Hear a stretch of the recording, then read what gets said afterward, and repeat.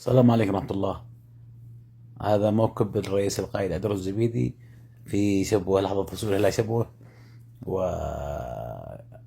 وكان برفقته عدد من المسؤولين، على رأسهم وزير الكهرباء والسفير الإماراتي لإمارات الخير، الإمارات داعمة للشعب الجنوب، إمارات السند والعون بإذن الله. وهم اليوم في شبوة برفقة محافظ شبوة ابن وزير العلقي وكثير من المسؤولين الجنوبيين، على رأسهم الغيثي وعدة مسائل حفظهم الله. وهذا موكب كبير أمامكم، شاهدوا الموكب، وهذا رجالنا الأبطال وحماة أرض الجنوب، درعه المتين والسد العالي الذي بهم، وبفضل الله وفضلهم نحمي ويحموا أرض الجنوب من كل الغزاة.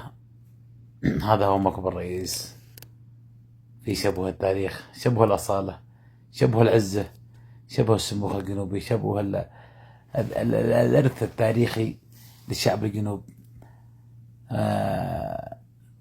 ماني الصورة تحدث أمامكم، وهم الجماهير يشجعوا ويؤيدوا الرئيس القائد خلال حضوره إلى شبوة في زيارة رسمية لتدشين الطاقة الشمسية، الطاقة البديلة. شبوة تستحق، وشبوة الخير قليل ما يعمل الإمارات، يعني شيء بسيط، ولكن هو عندنا قدره كبير. فالإمارات هي درعنا وسندنا، والإمارات هي من دعمت وما زالت تدعم الشعب الجنوبي والشعب اليمني بشكل عام، فشكروا لهم من أعماق قلبنا.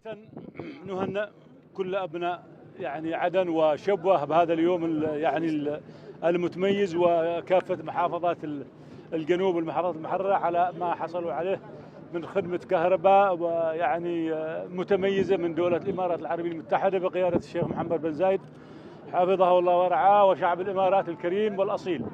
هذا اليوم طبعا تلحقه إن شاء الله تعالى يعني محطات أخرى، واليوم دشنا 120 ميجا وات في عدن و53 ميجا وات في شبوة تم تدشينها اليوم لاصي شبوة، والحمد لله وهم يستحقوا كل خير.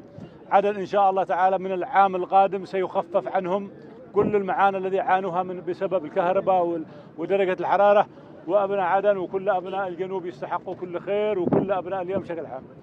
تهانينا للجميع، ونقول مبروك للجميع، وكل عام وانتم بخير، وشكرا لدولة الإمارات العربية المتحدة بقيادة الشيخ محمد بن زايد. السلام عليكم.